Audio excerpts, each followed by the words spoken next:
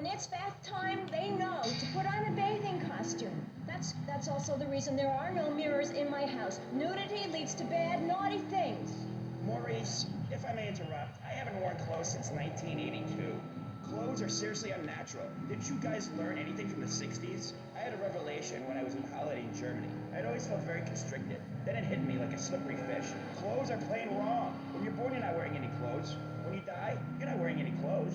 I'm going to have to interrupt you there. What if you die at work? What if an enormous piece of machinery falls on you while you're working? Clothes lead to immorality. Nudity stops people from fighting. Have you seen an issue of National Geographic lately? People around the world are nude. You don't want to shoot a machine gun or a howitzer or a flamethrower if you're naked. It could burn or scald in quite a personal fashion, quite frankly. Have you been to the zoo? Animals are naked. If everyone were naked, there'd be no war. Everyone's complaining about crime and the theft of cars in the city. No one's ever stolen my car. No one's ever pickpocketed me. They've never even tried. That's because you're a degenerate loony. If the police were naked, it would set a great example to everyone. You can direct traffic and eat donuts entirely in the buff. Maurice, this kind of immoral behavior is exactly why I'm building the Pastor Richard Salvation statue. Noah had an ark, Texans had the Alamo, and I am building a highly fortified structure in...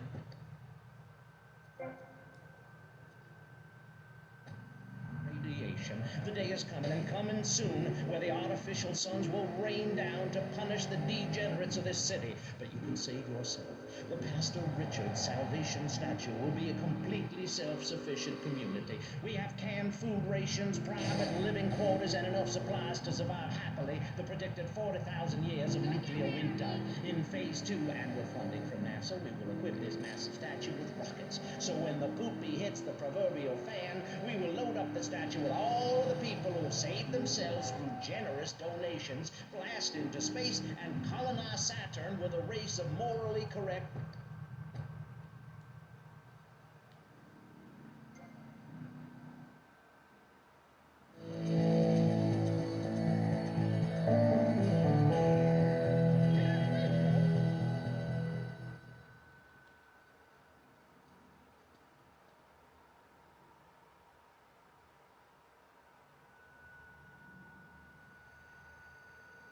Action. Whoa! Now that's big. 12 inches. That is regulation, baby. Cut! Who is this idiot? You! Why are you in my space? Why? What is all this crap? Aliens, fishing poles! Who's ever seen a shark that big? All this stuff's gotta go. Why'd you get in this business, you prick? Huh? For the pussy. That's why. What is this? This is my art. Security! Look, you pompous asshole. I own you now. I own all of this. We're gonna turn this place around. I'm gonna make you rich. You're Tommy Vassetti, but I thought that you were... That's right. We're gonna be making some changes around here and start making some real money. Actually, have you ever thought about, First, we're gonna need some good-looking girls. yeah, girls are fine, but you, wow. This is some free art crap? Geez, like anyone ever watched movies about fish?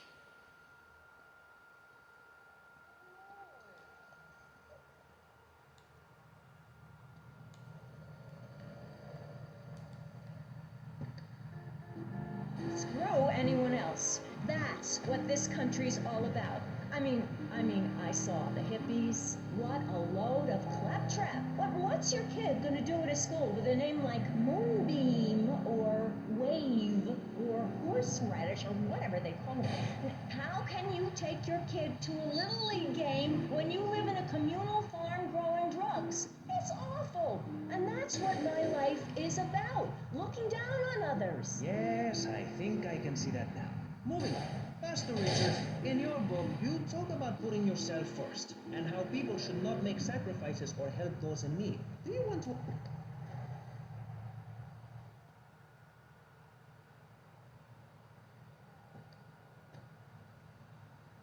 Yo, kid, I'm looking for movie talent.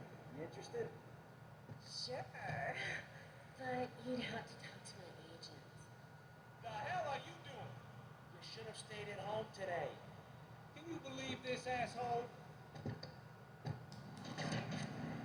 You left your house.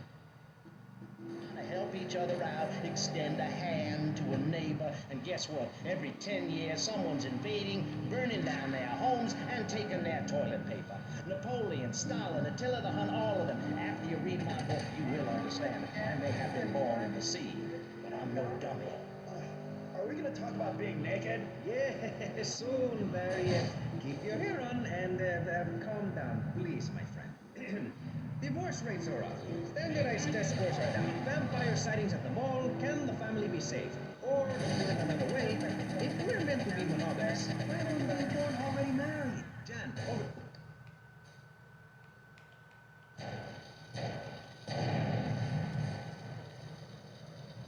Even when my husband is working late or away on an extended visit,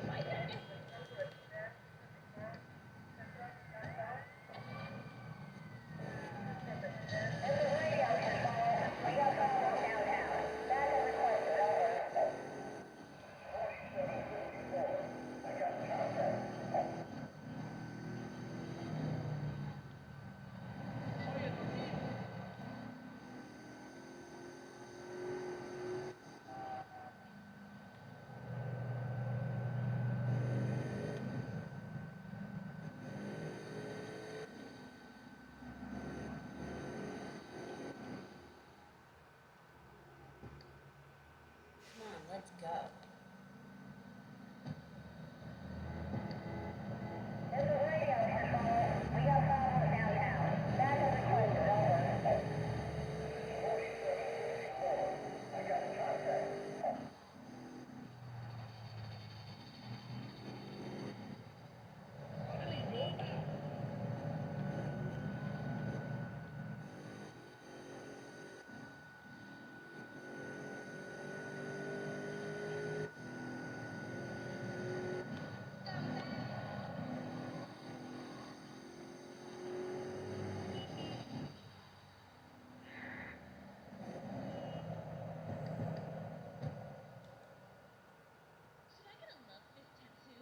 Hey, Mercedes.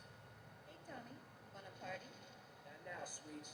You interested in doing some movies? Of course, as long as it's cheap and sleazy. You're hired. Get in.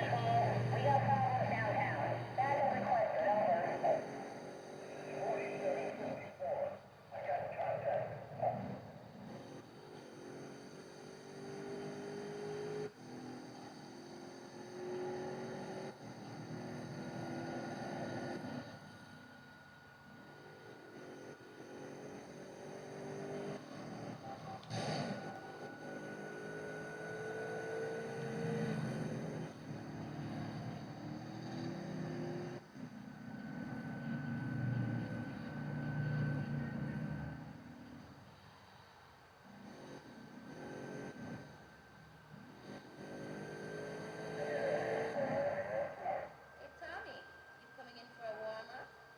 Maybe later, babe.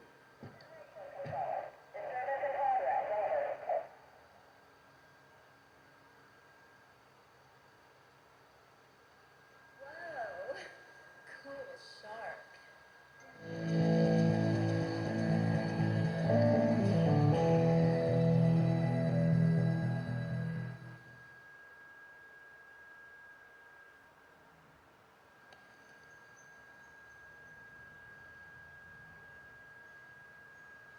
How's filming going, Steve? Well, Candy is a natural. And that new girl, she's insatiable. She went through half the cast and crew before I even took a light reading. Anyway, hey, tomorrow we're going on location to shoot the boat scenes. Boat scenes? What boat scenes? The fishermen are in the throes of passion when the giant shark comes in. What did I say about the giant shark? I said, no giant shark, all right? Just keep the cameras pointed at the pool tank. Okay. Hey, Tommy, you guys gotta try, right? Get those flyers printed up. Yeah, but nobody's gonna let us distribute those things. I mean, they're just too, they're unimaginative. You don't worry about that. I've got my own ideas for distribution. Okay. Hey, Candy, in my trailer.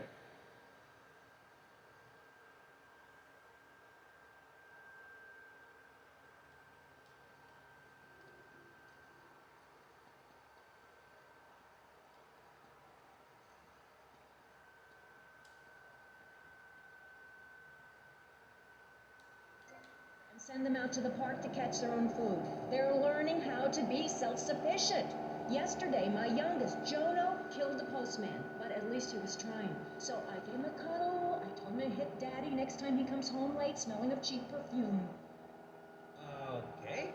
It's time to take a break before we hear about any more criminal acts against government employees. You're listening to Pressing Issues. Morality is the subject at hand. Let's explain exactly how free radio without commercial breaks works. We'll be right back. You're listening to VCPR. Finally, a radio station for teachers and librarians. You've been enjoying Pressing Issues, but as is normal, you can't listen to an hour's worth of programming on this station without us begging for money. It's the bi-daily begathon here on VCPR, where we hold your favorite shows hostage until you pony up some cash. You know what's so great about VCPR? It's like a shining torch of cultural enlightenment for Vice City.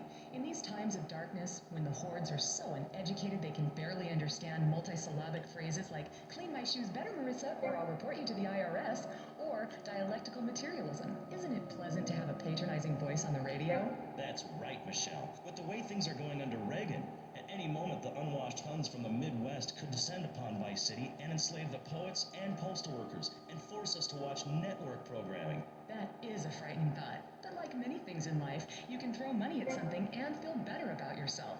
VCPR is your public radio station, but you have to open your wallets. That's right. If you pledge at the $1,000 level, you'll get tickets for In the Future There Will Be Robots at the Vice City Arts Center. People who see that show say it's difficult to put into English. That must mean it's spectacular. Yes, but if you don't give money to VCPR, we could be thrown back to the Stone Age. Liberals will be set on fire in the streets. Give now. Let's return to Pressing Issues. Over to you, Maurice, in the studio. Useless, talentless asshole. You're correct. He is an asshole. I love those guys. Really professional and living proof that all of the best talent isn't on commercial networks. These people do it for love, because they have integrity, just like me. We're back with Pressing Issues. I'm Maurice Chavez, winner of 5 public radio awards in the Vice City area, including Best Voice. On this show, we take complex issues and boil them down to simple ones so you can understand. On this segment of the show, we are discussing morality. Since the beginning of time, man has asked questions. Why are we here? What time is it? And is there a place around here a guy can get a drink? Early man, as seen in the Quai of Lascaux in France, questioned the morality of making the mammoth extinct. I think we all know what happened there. Is it society's job to tell each other how to live? Recently, Vice City considered passing a public curfew that says nobody can be on the streets after 8:30 p.m. Of course, the bill didn't get passed, but it made people think. If you don't vote, you get morons in charge. Is that moral?